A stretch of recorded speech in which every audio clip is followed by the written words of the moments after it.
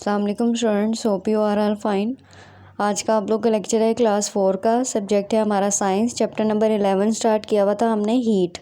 ठीक है, question answer हमारे कंप्लीट हो गए थे। डिफाइन हीट, डिफाइन थर्मामीटर, जिसमें हमने थर्मल एनर्जी को डिस्कस किया। फिर उसके बाद काइनेटिक एनर्जी पढ़ा के किसी भी चीज़ की हरकत को कहते हैं मूविंग ऑब्जेक्ट। उसके बाद 2 स्केल्स डिस्कस किए कि 2 तरह के स्केल्स होते हैं, सेल्सियस और फ़ारेनहाइट। उसके बाद मैटर के बारे में पढ़ा कि everything which has wait and occupy space. फिर उसके बाद फिलिंग द ब्लैंक्स हमारी कंप्लीट हो गई थी। आज हमने MCQs करने हैं, मतलब मल्टीपल चॉइस क्वेश्चन करने हैं। ठीक है, डेट है आप लोगों की 7th। ठीक है, डे है हमारा थर्सडे।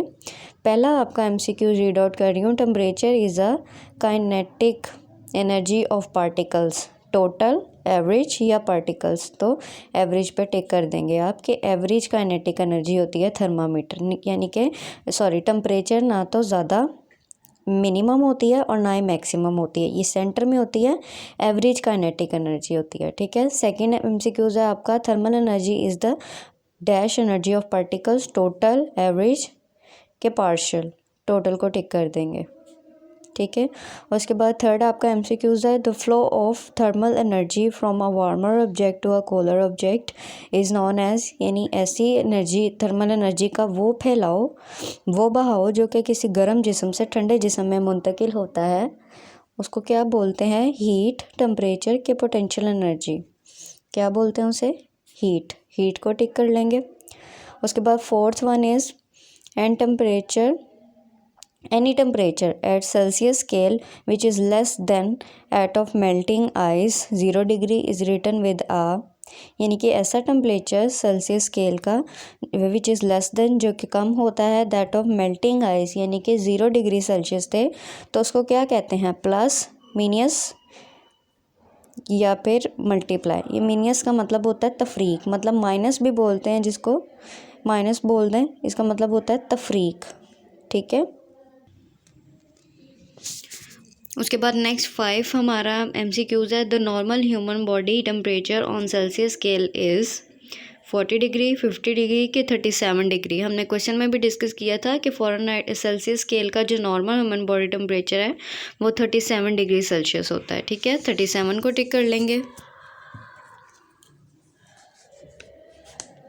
उसके बाद नेक्स्ट है kinetic energy is energy of motion, यानी कि कोई भी चीज़ जब हरकत करती है तो काइनेटिक एनर्जी पैदा होती है।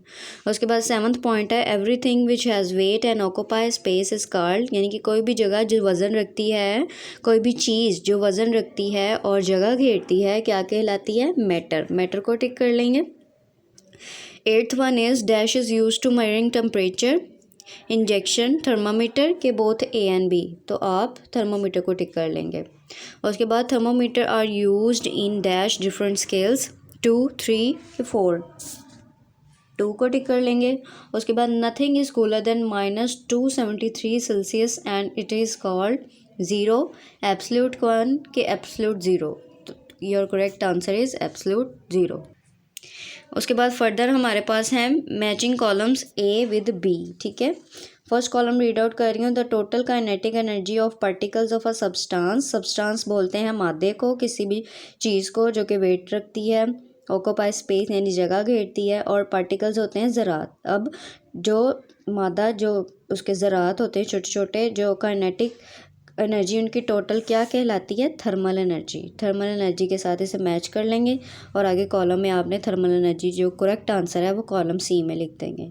ठीक है, उसके बाद सेकंड वाला कॉलम रीड आउट कर रही हूँ the average kinetic energy of a particle of a substance क्या कहलाता है? टेम्परेचर। इसके आगे इसका करेक्ट आंसर लिख देंगे।